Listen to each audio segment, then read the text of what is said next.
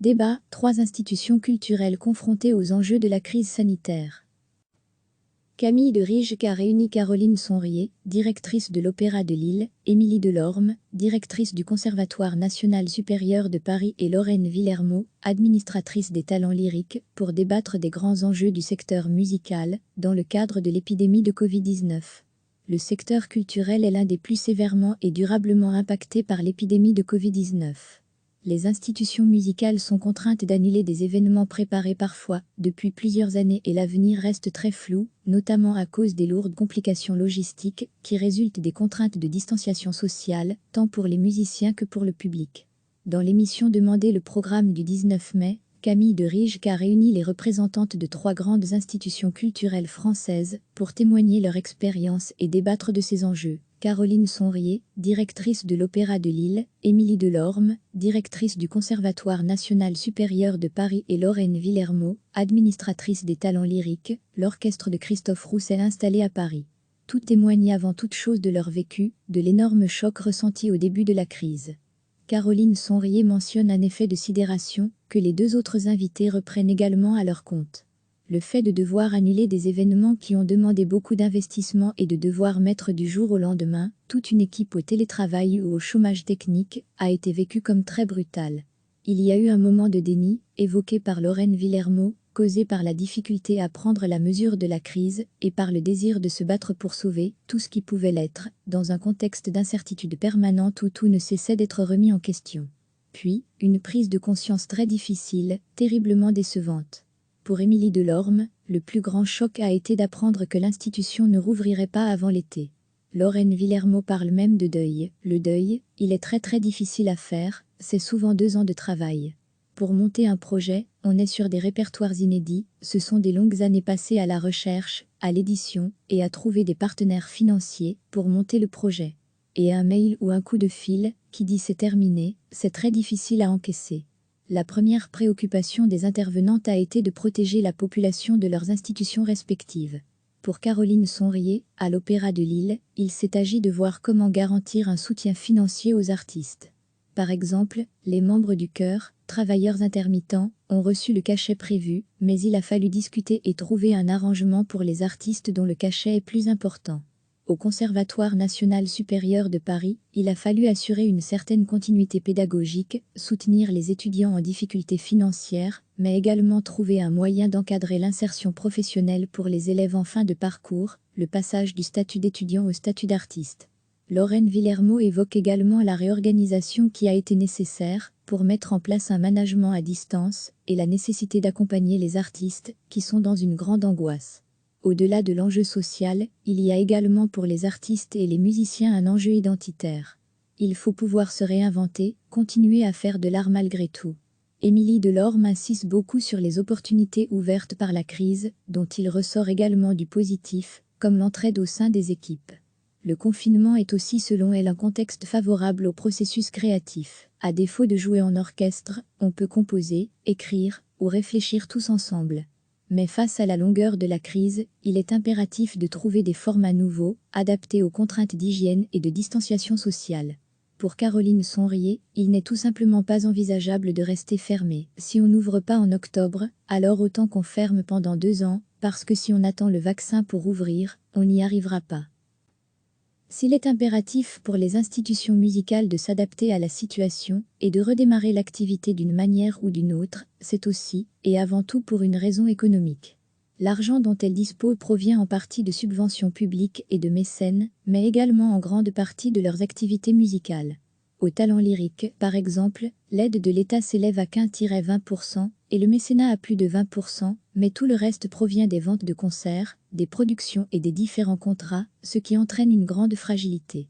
Or, selon Caroline Sonrier, on observe que l'État est en recul et que les mécènes sont tentés de se réorienter dans un domaine plus social, plus valorisant pour eux. Des enjeux majeurs pour le secteur, qui remettent en question son modèle économique. Camille de Rijck a réuni Caroline Sonrier, directrice de l'Opéra de Lille, Émilie Delorme, directrice du Conservatoire national supérieur de Paris et Lorraine Villermot, administratrice des talents lyriques, pour débattre des grands enjeux du secteur musical, dans le cadre de l'épidémie de Covid-19. Le secteur culturel est l'un des plus sévèrement et durablement impactés par l'épidémie de Covid-19. Les institutions musicales sont contraintes d'annuler des événements préparés parfois depuis plusieurs années et l'avenir reste très flou, notamment à cause des lourdes complications logistiques qui résultent des contraintes de distanciation sociale, tant pour les musiciens que pour le public. Dans l'émission Demandez le programme du 19 mai, Camille de Rijke a réuni les représentantes de 3 grandes institutions culturelles françaises pour témoigner leur expérience et débattre de ces enjeux. Caroline Sonrier, directrice de l'Opéra de Lille, Émilie Delorme, directrice du Conservatoire national supérieur de Paris et Lorraine Villermot, administratrice des talents lyriques, l'orchestre de Christophe Roussel installé à Paris. Tout témoignent avant toute chose de leur vécu, de l'énorme choc ressenti au début de la crise. Caroline Sonrier mentionne un effet de sidération que les 2 autres invités reprennent également à leur compte. Le fait de devoir annuler des événements qui ont demandé beaucoup d'investissement et de devoir mettre du jour au lendemain toute une équipe au télétravail ou au chômage technique a été vécu comme très brutal. Il y a eu un moment de déni, évoqué par Lorraine Villermot, causé par la difficulté à prendre la mesure de la crise et par le désir de se battre pour sauver tout ce qui pouvait l'être, dans un contexte d'incertitude permanente où tout ne cessait d'être remis en question. Puis, une prise de conscience très difficile, terriblement décevante. Pour Émilie Delorme, le plus grand choc a été d'apprendre que l'institution ne rouvrirait pas avant l'été. Lorraine Villermot parle même de deuil. Le deuil, il est très difficile à faire, c'est souvent 2 ans de travail. Pour monter un projet, on est sur des répertoires inédits, ce sont des longues années passées à la recherche, à l'édition et à trouver des partenaires financiers pour monter le projet.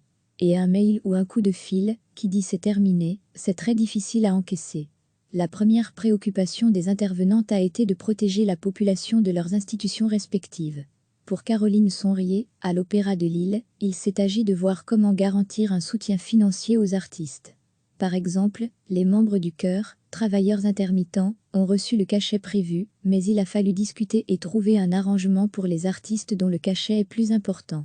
Au Conservatoire national supérieur de Paris, il a fallu assurer une certaine continuité pédagogique, soutenir les étudiants en difficulté financière, mais également trouver un moyen d'encadrer l'insertion professionnelle pour les élèves en fin de parcours, le passage du statut d'étudiant au statut d'artiste. Lorraine Villermot évoque également la réorganisation qui a été nécessaire pour mettre en place un management à distance et la nécessité d'accompagner les artistes qui sont dans une grande angoisse.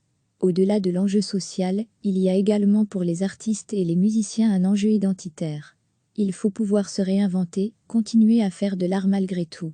Émilie Delorme insiste beaucoup sur les opportunités ouvertes par la crise, dont il ressort également du positif, comme l'entraide au sein des équipes. Le confinement est aussi selon elle un contexte favorable au processus créatif. À défaut de jouer en orchestre, on peut composer, écrire ou réfléchir tous ensemble. Mais face à la longueur de la crise, il est impératif de trouver des formats nouveaux, adaptés aux contraintes d'hygiène et de distanciation sociale.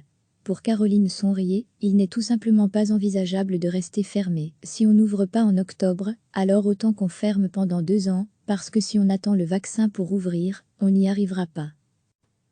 S'il est impératif pour les institutions musicales de s'adapter à la situation et de redémarrer l'activité d'une manière ou d'une autre, c'est aussi, et avant tout pour une raison économique. L'argent dont elles disposent provient en partie de subventions publiques et de mécènes, mais également en grande partie de leurs activités musicales. Au talent lyrique, par exemple, l'aide de l'État s'élève à 15-20% et le mécénat à plus de 20%, mais tout le reste provient des ventes de concerts, des productions et des différents contrats, ce qui entraîne une grande fragilité. Or, selon Caroline Sonrier, on observe que l'État est en recul et que les mécènes sont tentés de se réorienter dans un domaine plus social, plus valorisant pour eux. Des enjeux majeurs pour le secteur, qui remettent en question son modèle économique. Cliquez sur s'abonner pour recevoir les dernières nouvelles.